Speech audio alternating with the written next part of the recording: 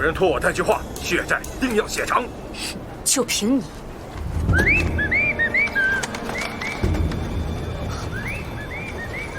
走，就在此地等我。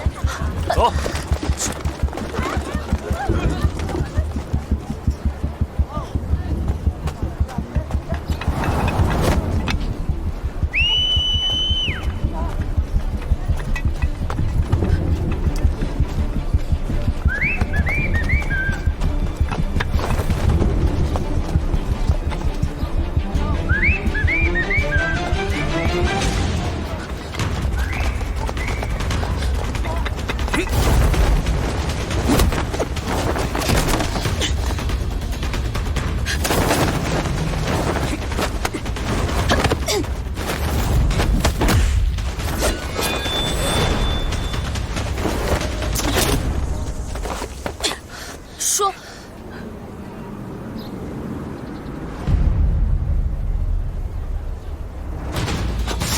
说救我！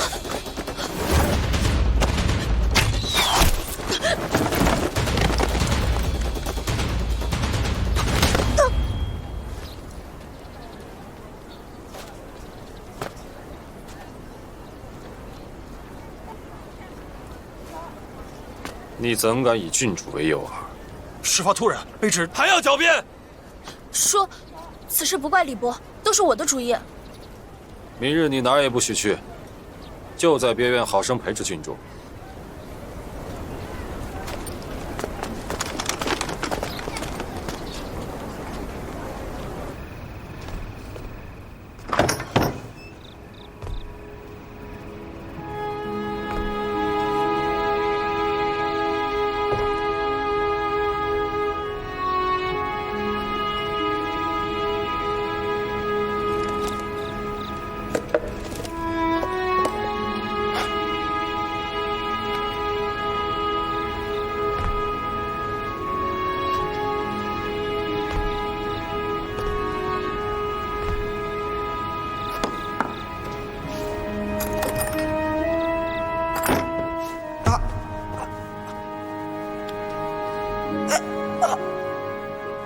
冷静啊，你别生我气了，那个就当是补偿你的小礼物好了。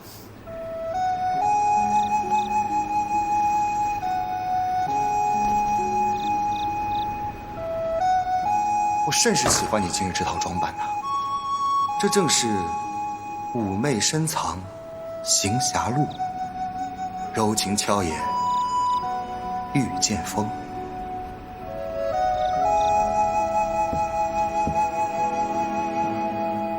云台之人不得动心动情。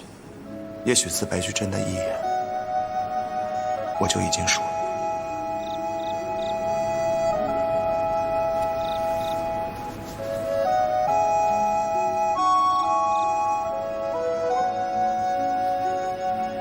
真希望这一切都早点结束。我想和你就这么守着，管他外面的纷纷扰扰。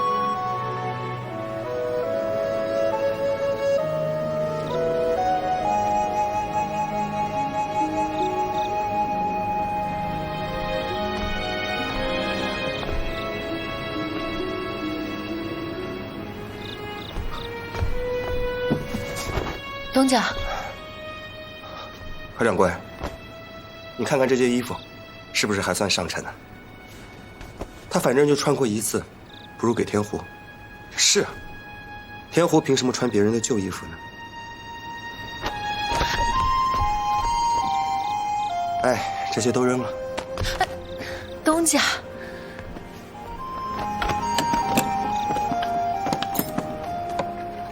哎。哇，定元丹啊，好东西，千金难买，可治百毒，我留给金师良。啊，对了，柯掌柜，他走了你也会有好处，你底下那个屋子小，从今往后你就搬上来，就住这一间。我说真的。好了，今日我也累了，我回屋休息，你万万不可打扰。啊，还要劳烦你去找一下明玉，跟他说让他明日一早去逛徽庄，和莫言会合。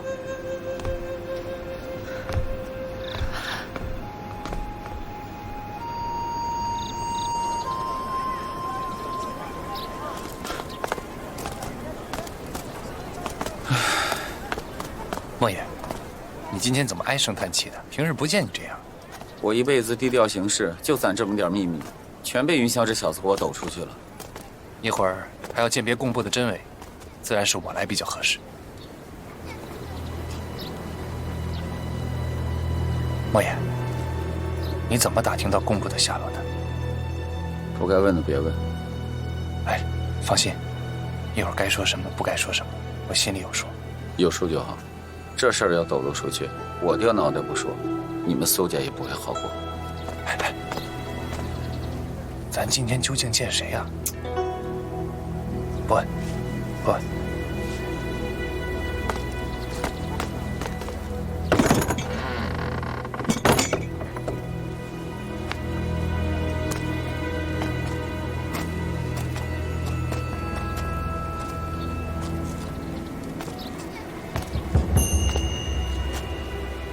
记住，别乱说话。明白。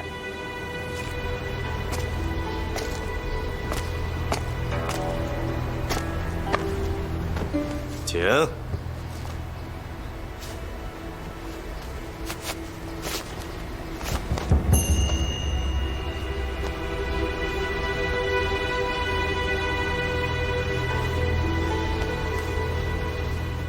有多少？我全要了。价都不问。我出得起。那明日来吧。慢，我得先问清楚了，这货怎么来的？道上的规矩，收货不问来路。就凭我和老关多年的交情，多问一句，不打紧吧？最后问你一遍，货哪儿来的？好说，成全。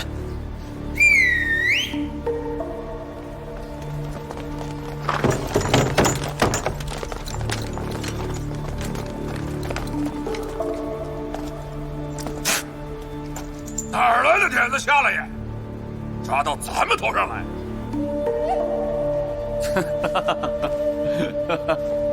哟，这不是莫老板吗？老关，别来无恙啊！嗨，嗨，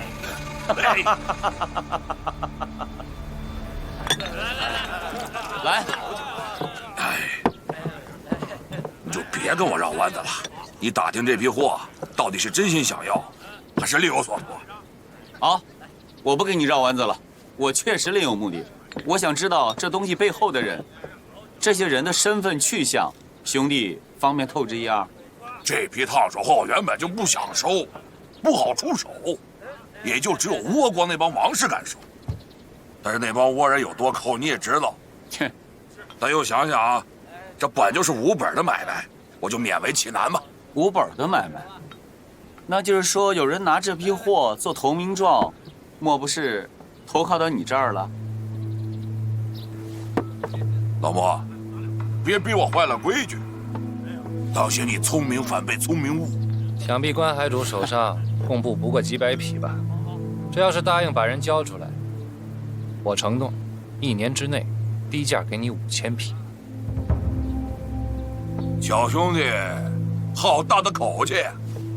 出口就是5000匹贡物，能说出这样话的人，莫非就只有南都苏家的人？看年纪，莫非你是苏家2公子？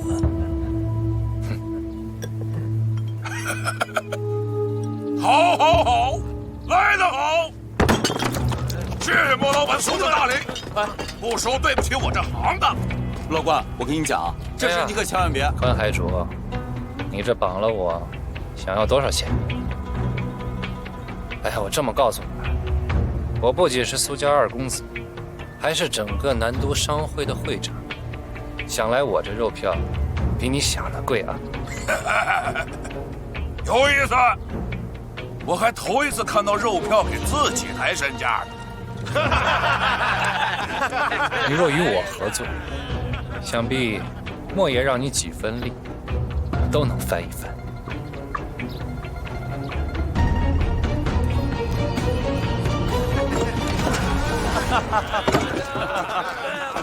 好，不送，不送。来走。莫爷，你怎么不早说借海寇啊？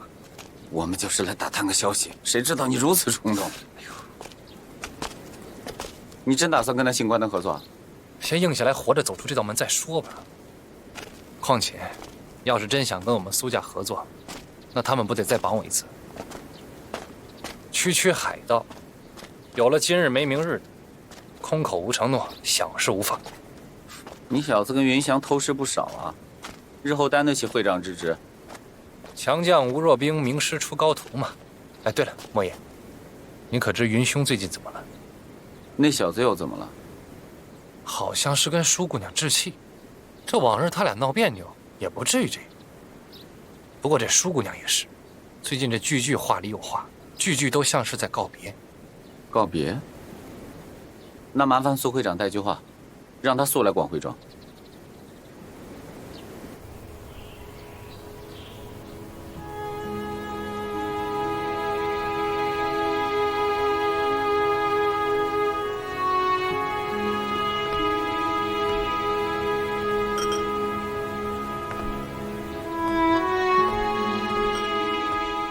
云东家，云东家，我给你煮了醒酒汤，起来喝一点吧。哼，醒酒，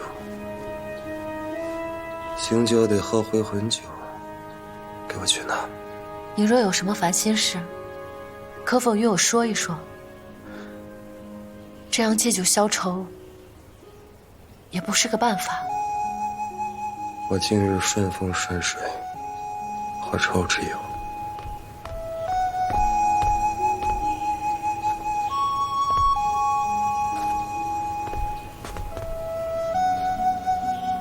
我来吧。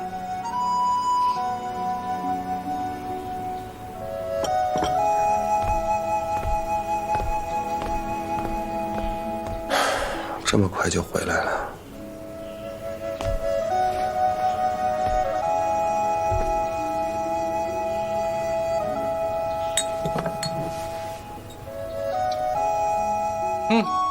好久啊，云兄。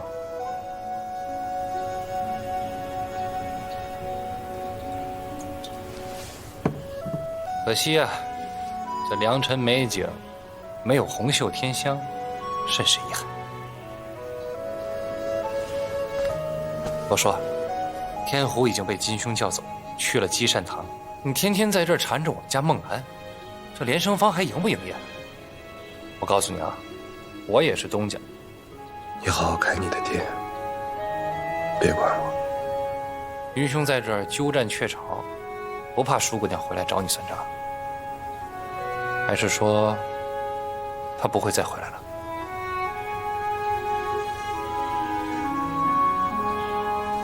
你说当时我为情所困的时候，你是怎么劝我的？怎么到了自己这儿，就这么手足无措？我与你不一样。哪儿不一样了？罢了，连你都想不明白的事儿，我知道了也是徒劳。不过你得赶紧起来了啊！莫爷那边叫你赶紧去一趟。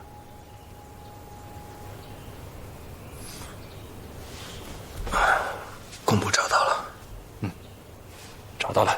这帮官兵啊，以贡部为投名状，拜到关海主门下做了海寇。不过条件我都谈好了，关海主答应交人。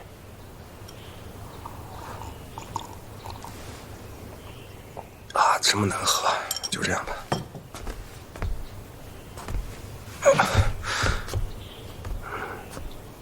云兄，你跟舒姑娘的事儿我不问了，但以后你喝酒能不能叫上我？我随时奉陪。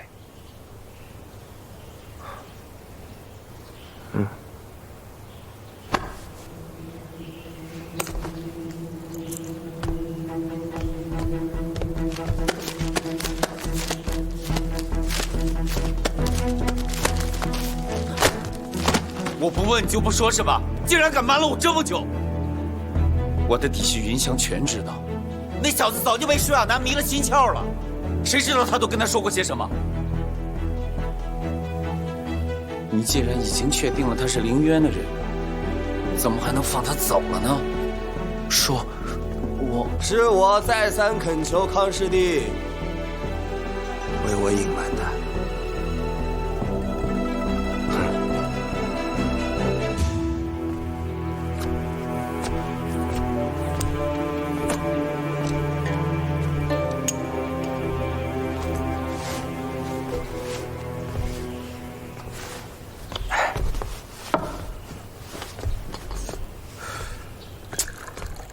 你这来了竟知道喝我的酒，你倒是说句话呀！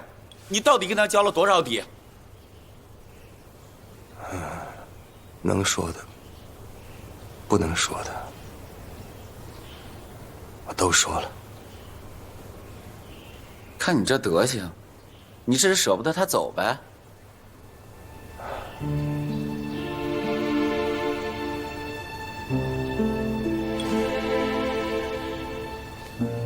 ？10几岁入云台，又在深山修业15年，哼，这一出山过不了美人关啊！其实怪不得你这傻小子，我只恨不能将他绑回来，长相厮守。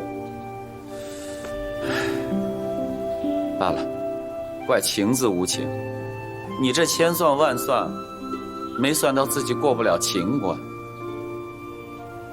不过话说回来，如果那丫头真是凌渊的人，那横在你们俩中间的，那可是凌渊和云台100年的恩怨。我知道。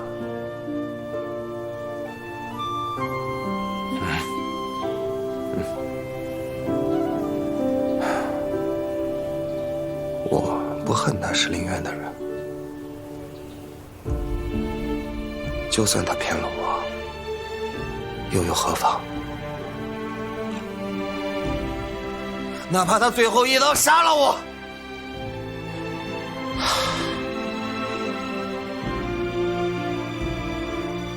总好过像现在这样不辞而别。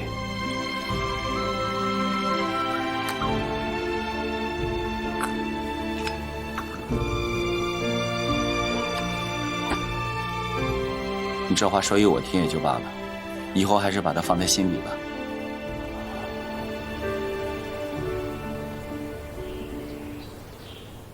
有些话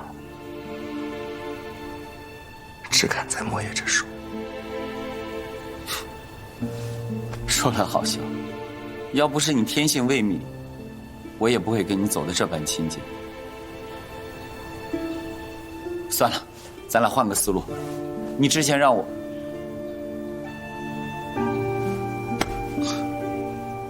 你当时让我帮你追查押船官兵的下落，你又要做甚？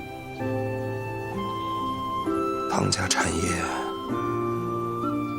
也是你囊中之物。当真？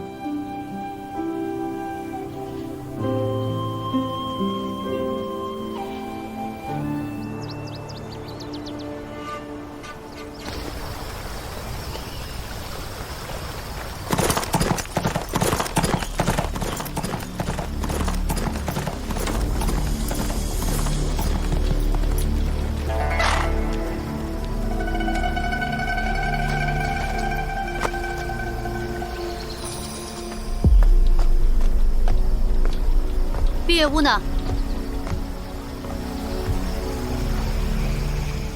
我问你，怎么就你一人？碧月屋呢？好姐姐，我能逃出来，你是不是很意外？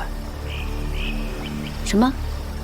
你前脚刚走，我们就被影子团团围住，不出半个时辰，又来了一大批官兵。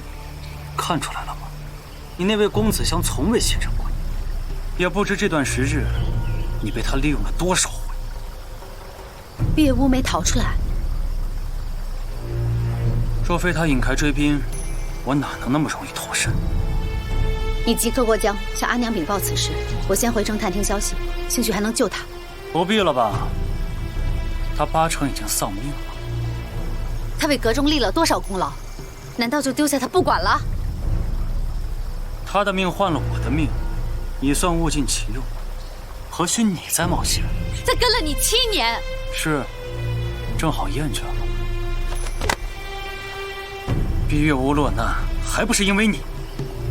要不是你我血脉相连，我劝都懒得劝你。你要送死自己便去，没人管你。袁姐，你几时变得如此铁石心肠？富山之人，岂能担当阁主大人？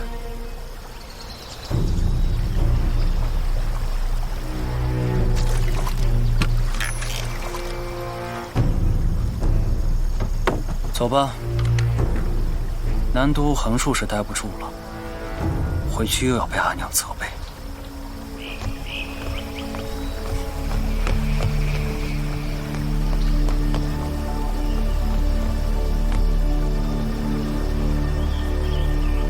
开船！开船！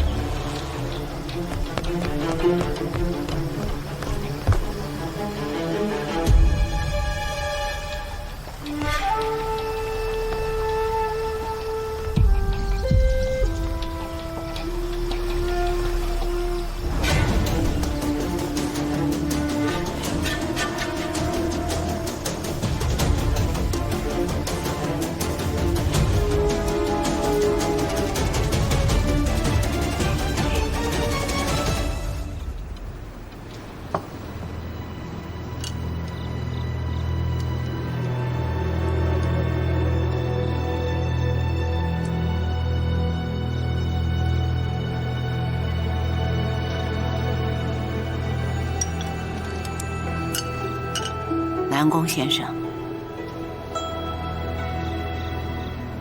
寇少爷，寇大小姐，你们3个为什么不吃？阿娘，您是不是生气了？我何德何能啊，能与3位同桌吃饭？我已心中惶恐，哪敢生气呀？阁主，您这是折煞我们这些小辈啊！先生，你真是太谦虚了。我能和你同桌吃饭，我深感荣幸啊。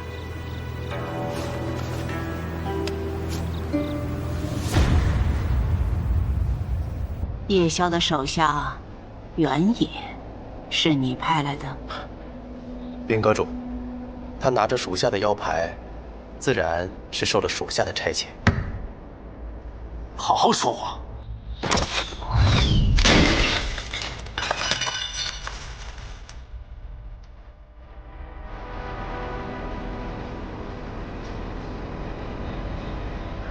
原野对属下说了一段发生在南都的故事，属下实在难以辨别真伪，所以只好请阁主您定夺。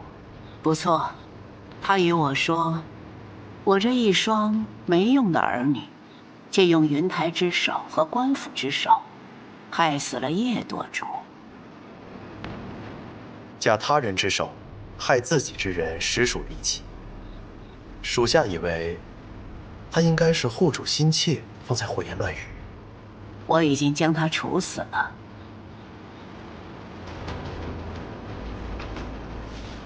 阁主英明。一个对云台之人投怀送抱，一个竟做肮脏勾当。你俩要么先将我杀了，再来争我阁主之位，如何？阿娘，我们知错了。叫阁主。是，阁主。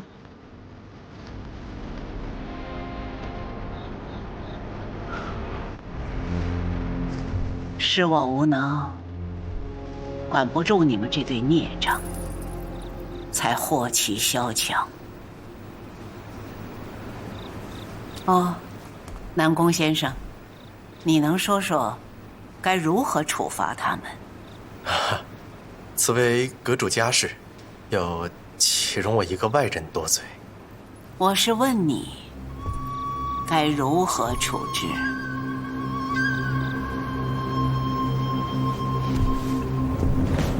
依属下之见，大小姐接近云台门人，应是为了知己知彼，处罚二字实在无从谈起。少主掠夺官银，初衷也是为了门中利益，只是谋事不密。你少在那儿卖些空头神情！放肆！娘，阁主，属下自知革变求新，必会引起同袍忌恨。这一日，来的不过是早晚之别。虽然目前南都局势尚不明朗，但是扬州商界亦是陵渊囊中之物，何不就此将属下的产业转于少主？这样，属下也能落个逍遥自在。你休要阴阳怪气！我不稀罕你那几个臭钱。陈杰，娘。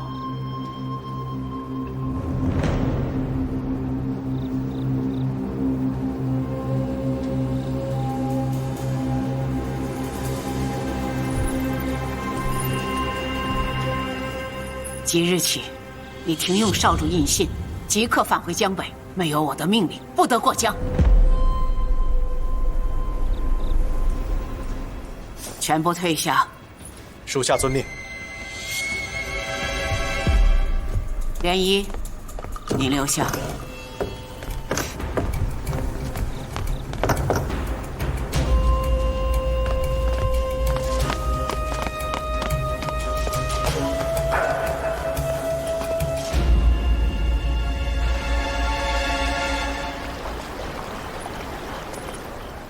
你还记得自己姓什么？是谁家的闺女？莲衣一天也不敢忘。你既然没有忘记，为什么还要离家南下？还信誓旦旦地告诉我，你能找到对付南宫放的良策。现在这个局面，是你想要的吗？你们俩都以为我是老糊涂，没看出南宫放的野心。冷吗？不冷。水边寒气重。阿娘，不用的。听娘的。我怕娘冷着。我再老，也会保护你们的。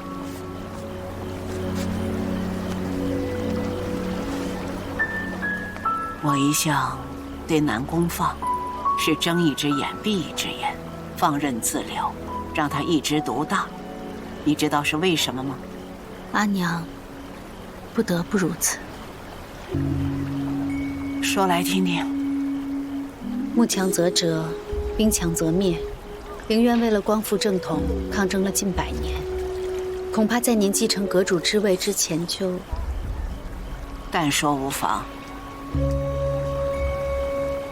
就气数将尽。若不求变，恐怕都撑不到今日，更别提像如今这般睥睨江北，逐鹿江南。那你说，这是谁的功劳？阿娘常于识人用人，可南宫放确实功不可没。如此，阿娘只能眼看着南宫放一日日蚕食扩大，直至难以控制。如今江南的势力，名义上属于陵渊，可实际早就被他掌控于股掌。这是其一，其二是我们陵渊的山头遍布天下，每一个山头都需要钱粮补给。如果没有他，这1万多人的吃和住，谁来支撑？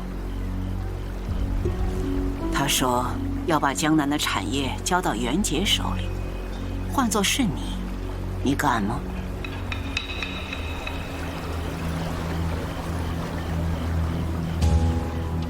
那我们应该如何应对？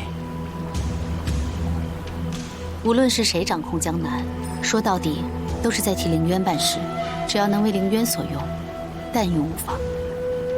为娘真的没有看错你。你要知道，陵渊不是我们寇家的。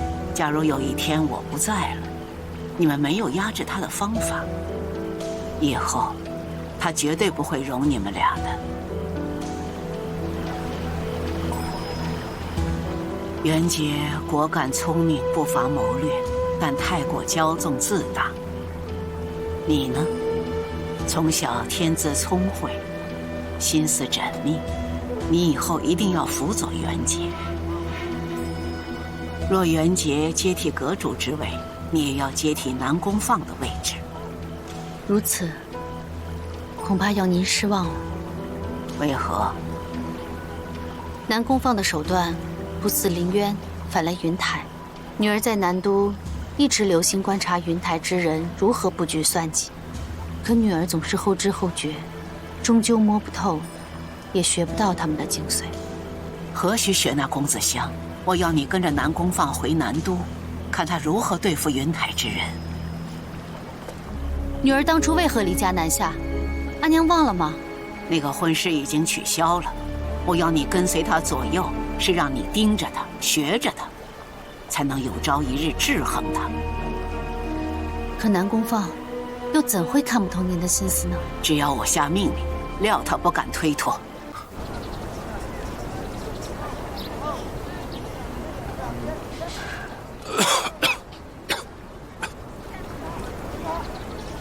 哎，你不如进去坐会儿吧。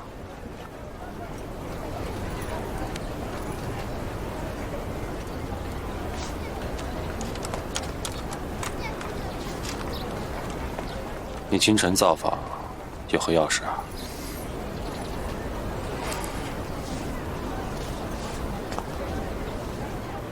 押船的官兵找到了，现在何处？我听说唐家老号也被解封了，可不可以交由我处置？你醉成现在这个样子，我如何信你说的话呀？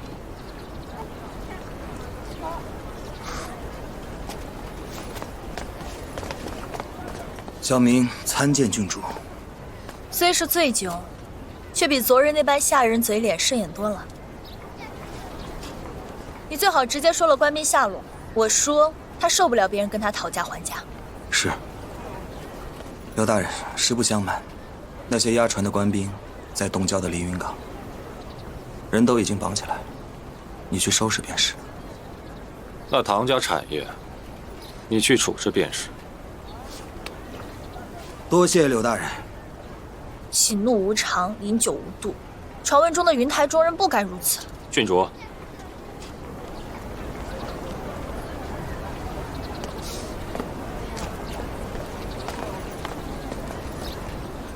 所以说，这个劫银案大费周章，绕了这么一大圈，还是为了唐家的产业。哎，你这招草蛇灰线玩得好啊！那你可想多了，他不过就是随机应变，顺势而为，找咬得痛的地方下口罢了。哎，莫爷此言差矣。想必云兄早在跟唐啸对赌之前就想好了对策，只有这样连番打击，再加上官府之力，才有今天的局面。你还说，你就不怕他下回胆子更大？反正唐啸千不该万不该啊，就是不该与云兄作对。怪就怪他不该与那凌渊有染。不过算了，都过去了。眼下重要的呢，是你要想一套说辞，委婉的说辞。怎么说，那唐啸也是商会成员，你作为会长，就这么明目张胆的和莫爷吞并唐家产业，只怕会招人非议呀。尝尝我新做的荷叶茶，花了冬瓜糖进去。好喝，甜而不腻，润而不燥。二位尝尝。我有。他哪里喝得下呀？来，我喝。谢谢柯姑娘。哎呦，刚才二位的提议，你可想好对策了？这你不用担心，想必二位心里早就有万全之策。你只需与莫爷按我的戏本演上一场即可。好喝，甜，你的慌。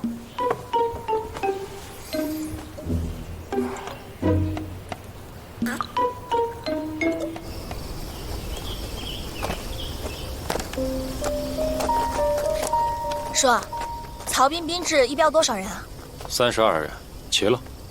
那便是结案了。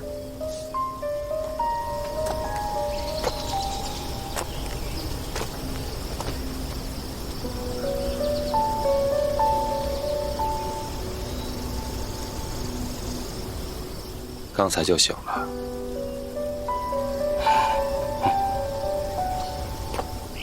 既然听过我的名号，那便如实招来。想来，我还可以给你们找条活路。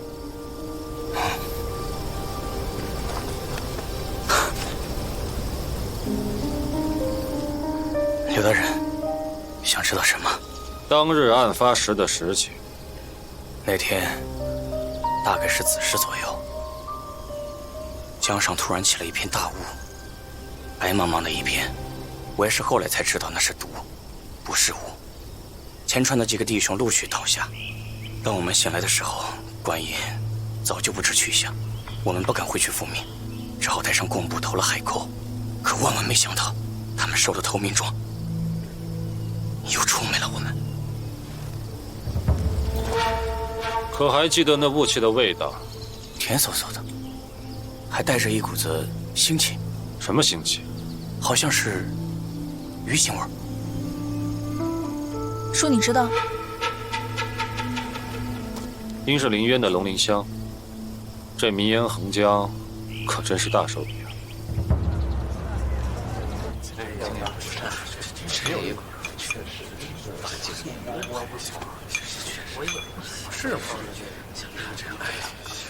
各位商会同仁，想必啊，最近大家也有所耳闻。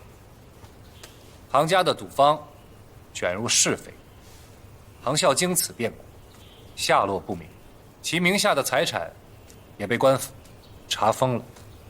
唐家好歹上上下下10几间赌坊，若是解封以后没有银子撑着，怕是就此就闲置了。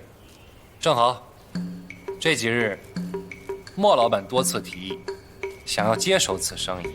诸位，想必大家也都知道了，我广汇庄刚结了官司，故而现金不足。今日我来呢，就是想与诸位商讨，谁愿意出资与我一同盘下唐家的产业。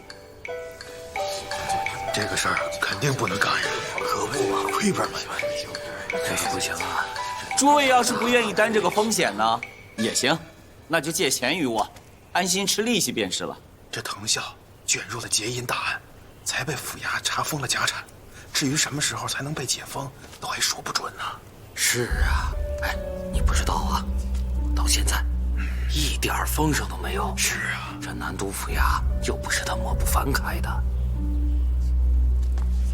莫老板，我有一事不明，想向莫老板当面请教。我斗胆问一句，府衙查封唐家一事，是否已经有了回旋的余地？我刚才也说了，诸位只是借钱于我，至于唐家的产业线下如何，诸位无需挂虑。哎，这笔产业姓唐还是姓莫，对南都府衙来说并无区别。但是对我等来说，若是一直不能解封，我们不但吃不到利，恐怕连本儿都收不回来啊！是不是这个理儿啊？就是啊，对呀。这倒是。云东家，他们商量的这些事儿，你也知道。别着急，接着往下听。这自古以来，民不与官争利，莫爷莫怪我们太过谨慎。这样吧，笔号念在同会之意，认捐100两。别号也认捐，80两。我的80两，50两，50两。哎，30两，捐50两。我捐50两。王老板，哎，你今年挣了那么多银子，要不捐个5两10两的？捐。我捐60两。莫老板，我诚心与诸位谋好处，奈何无人信我呀！哎，莫老板说的哪里的话？虽少，不也是实实在在的银票吗？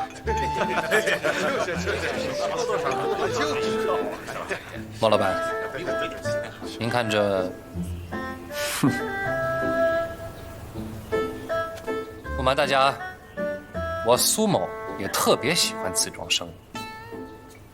要不是身为会长，贸然入局，会显得以权谋私，霸占同行家产。苏会长多心了，就算苏家出资认购，那也是为了收拾唐啸留下的烂摊子，此为义举啊！我等怎么会误会呢？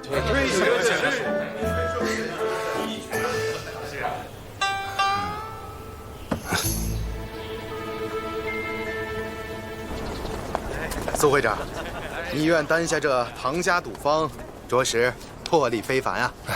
是啊是啊，苏会长如今也颇有令姐的风范了。此事已了，以后我这个会长，还靠各位多撑持。一定！告辞，我走。告辞啊！来，走。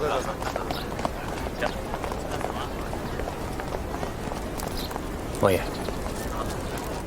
你看他们说话句句生动，不过心里把我当傻子了吧？苏会长此番既扩充了家产，又赢了口碑，一箭双雕啊！不会他们纳过闷儿来，骂我偷奸耍滑吧？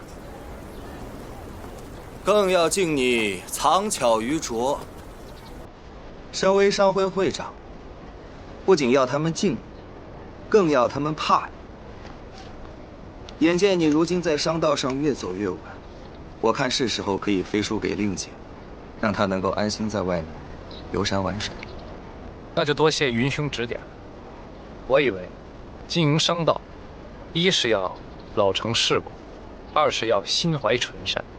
这老成世故嘛，就是你赐予我的。不过这心怀纯善，我还是要谢谢孟兰。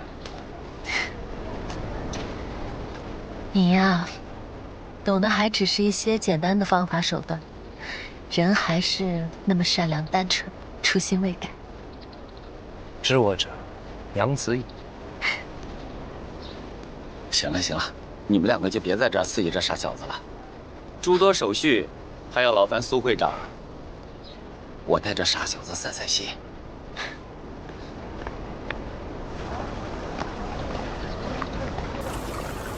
没想到你还真把唐家的产业盘下了。说，我那顿板子是不是也在你计划里边？莫言，我今日真的有点头痛，要不我先回去了。不用，前面有个热茶馆，要不咱喝杯热茶去头痛？喝什么茶呀？要喝就喝酒啊！你请我喝回魂酒。那么着吧，要不你回去歇着，行不行？甚好。少跟我演戏啊！我怎么觉得你这借着情上报私仇呢？说，你是不是去找柳公权？啊，我找他做甚呢？就陵渊的汉服落他手上，你还不去找线索？我说过，我会帮你到底的。但眼下我的确有件更重要的事跟你说。门中之事。你小子行事越来越过火了。要不是遇到我，一味的护你至今，你现在还不知道怎么着呢。门主离开南都时，严令我时刻禀报你的一举一动。当然，关于你的我都按下为表，只是特意强调了凌渊多次介入南都商会。那门主怎么说？自从我禀报此事以来，就未再收到过门中回信。你说，会不会他早就知道了？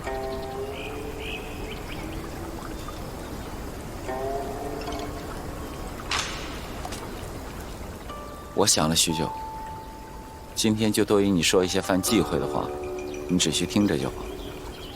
设想当初云台初建，当朝视云台为心腹大患，一路追杀清洗，可就是在那个时候，前面几任门主也没有对身边的人隐藏真身。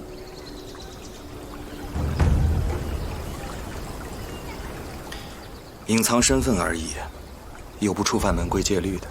你少给我装糊涂！那你再想想，如今的朝廷和云台早就关系缓和了，那为什么咱们这位门主却行事愈发的隐秘呢？万一这凌渊并非偷袭门中之术，而是有门中的人暗自传授，故意将两个门派界限模糊。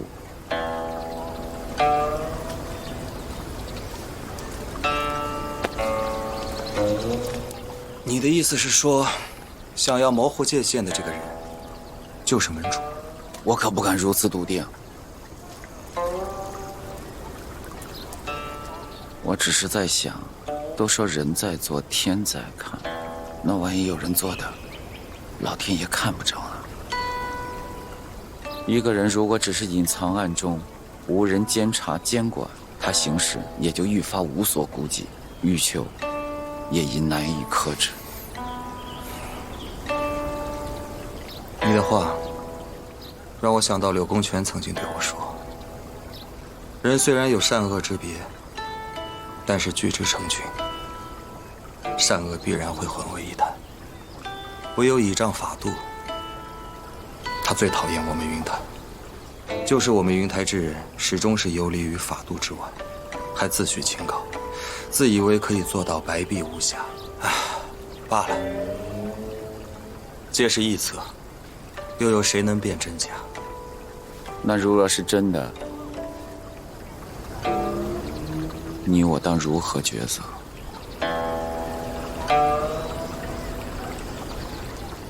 是向着流水顺势而为，还是向着鸽子终究回着？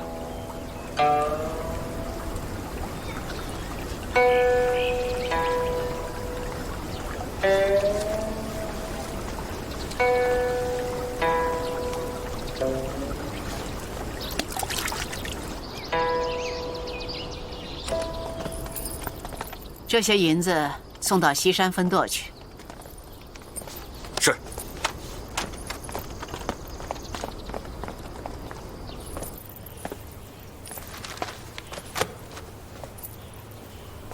阁主好。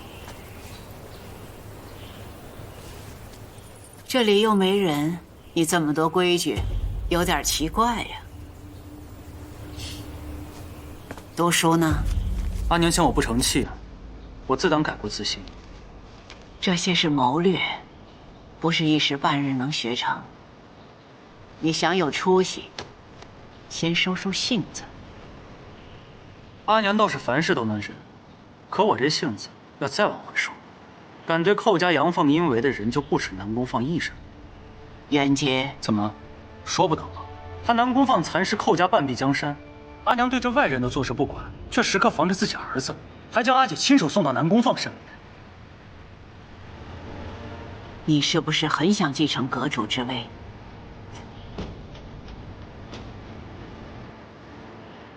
好啊，只要你近得了我身，我就会让位给你。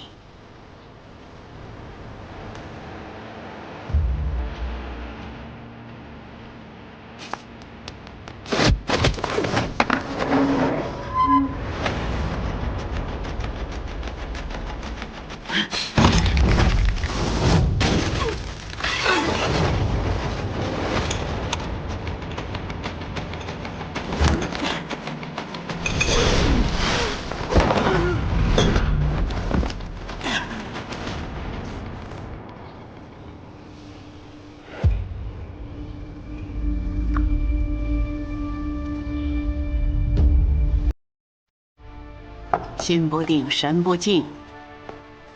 就算你出招再快，也如同虚设。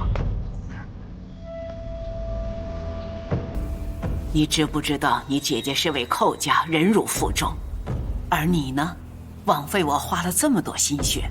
若心血放在你姐姐身上，她能强过你100倍。多谢阿娘栽培。随我来。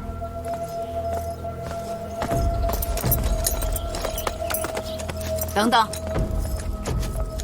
你亲自将这些赏银送到西山分舵。你以后安心做好我吩咐你的每一件事情，哪怕这些事微不足道，待磨好了心性，少主印信，我会还你的。孩儿遵命。去吧。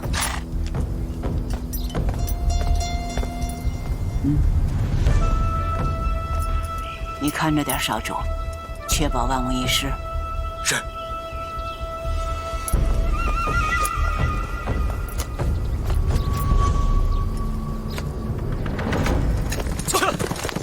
撤！阁主向来严苛，您莫放在心上。这些年属下跟随阁主身边，知道他最看重的还是少主您啊。若真是器重我，又怎会让我在南宫放面前威严扫地？阁主也是为了顾全大局啊。大局？100年来凌渊杀伐决断，到他手里事事投鼠忌器。我单枪匹马入南都，兵不血刃就干掉了叶萧，卸了南宫放左膀右臂，他竟半点不认。寇莲衣出去几年做了什么，竟能得他赏识？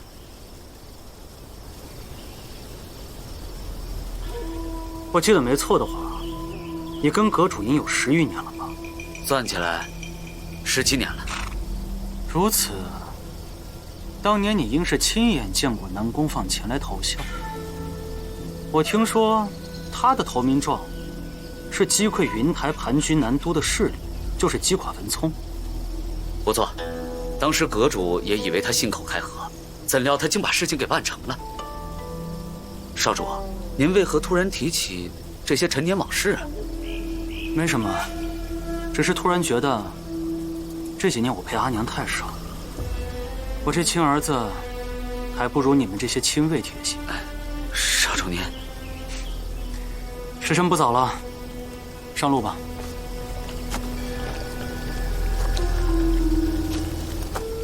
阁主对我们也好，都是以心换心，说到底还是血浓于水。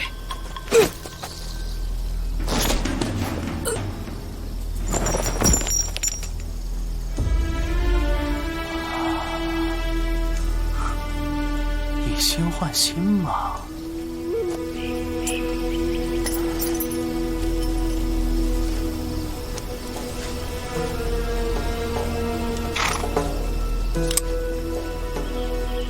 那便让阿娘也疼一疼吧。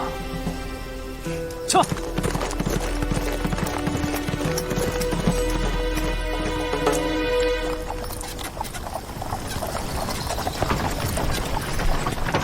不成想大小姐在外游历数年，英武之气尤胜从前，现如今又平添了几分妩媚。南宫先生不吝赞美，莫是还惦着当年的婚约？不敢不敢，在下只是有感而发而已。想想当年年轻气盛，竟不知天高地厚，竟高攀大小姐您。现在想想也着实可笑。如今既要并肩联手，你我不妨把话说开，以免彼此心中还有介怀。大小姐您放心，在下虽不才，但有一点好，那便是不念过去，只盼将来。如此甚好。南宫先生此番亲赴南都，不知作何打算？4个字：丝绸皇商。你要对付苏家？不仅要对付苏家，还要对付莫不凡与他的广惠庄。当然，还有一位，不用我说，大小姐您也该心知肚明。若是在扬州，你自然是呼风唤雨；可如今的南都，云台和苏家相互撑持，拿下他们并非易事。除非南宫先生的棋已经布好了。是，也不是。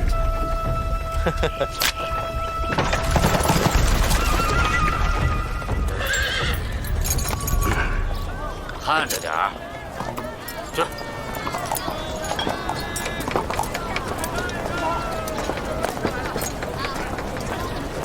走吧。云东家，云东家。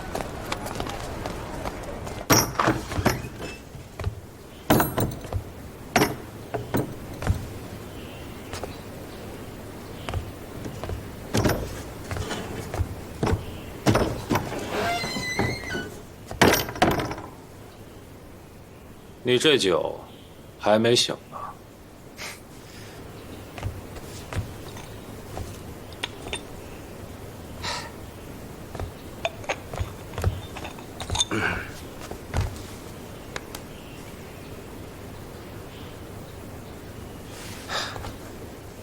水鬼结阴案已经完结了。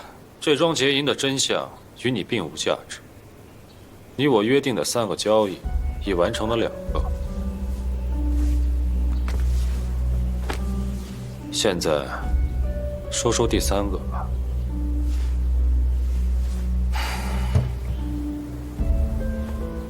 此案既然已经完结，那我与大人而言，已无利用价值。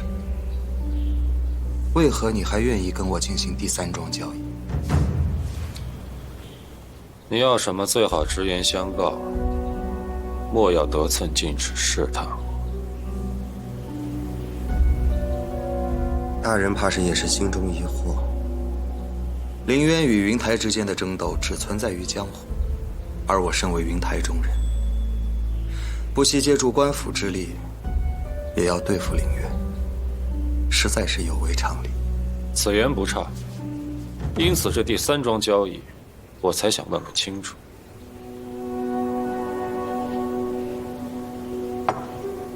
尝尝。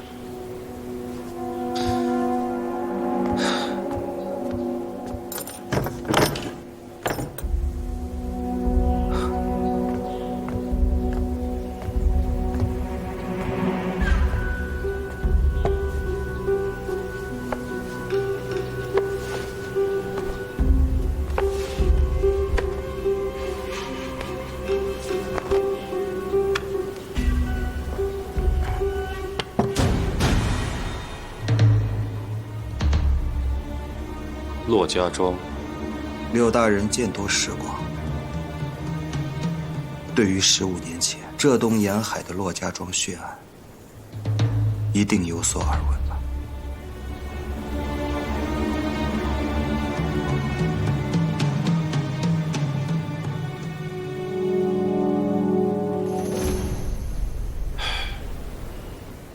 ？15年前的案子，你仅凭一人之力查到这步，实属不易。我虽听过这桩血案的始末，却万万没想到这其中还有林渊作祟。难怪你铤而走险，竟然向我这内卫求助。哼！但我也不曾想，你本是我册上的嫌犯，我却与你接连达成2桩协议，此时还与你对坐喝酒。哼！虽然我已破进了云台门规，但云台之志，我从未动摇。我只是感叹你有大才，不能为朝廷所用，着实可惜。可你曾想过，若大仇得报，日后你当如何？管他的，人生得意须尽欢。但愿长醉，不愿醒。自古圣贤皆寂寞。会须一饮300杯。哼！来。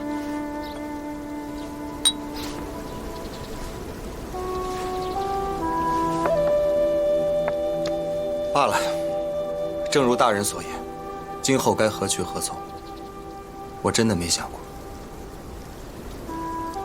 就不给朝堂添麻烦了。无妨，来日方长。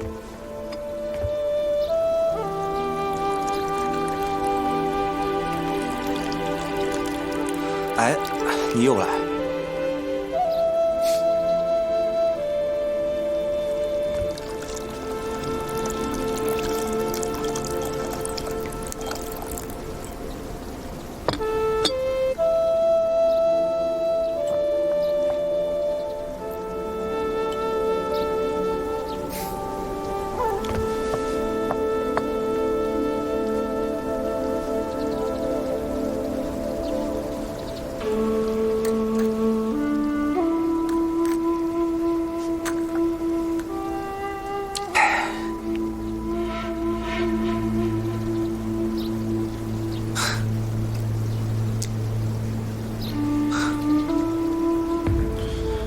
香，你这第3桩交易，我接了。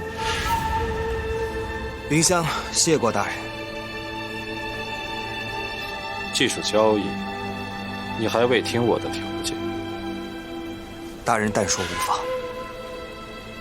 我替你彻查骆家庄灭族案，你欠下我一个人情。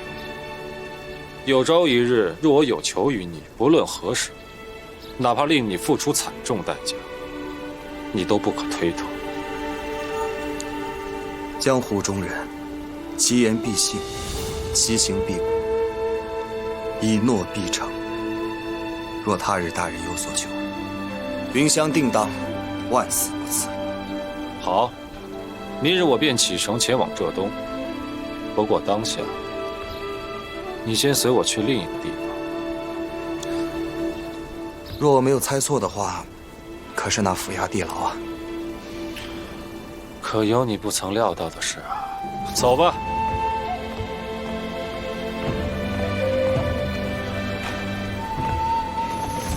快来人！老实点儿！别动！给我按住！别动！老实点儿！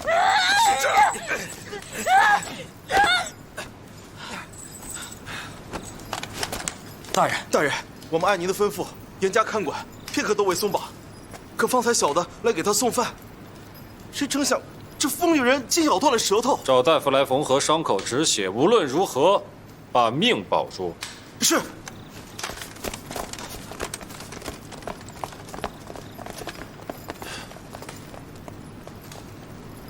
这个局面，你可曾料到？无妨，活着就行。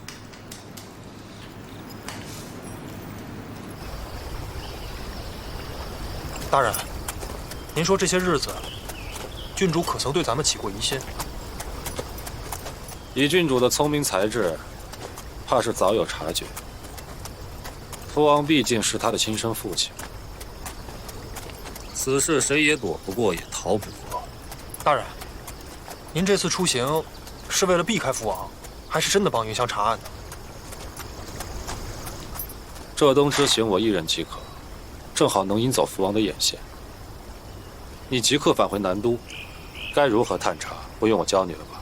大人放心，卑职心中有数。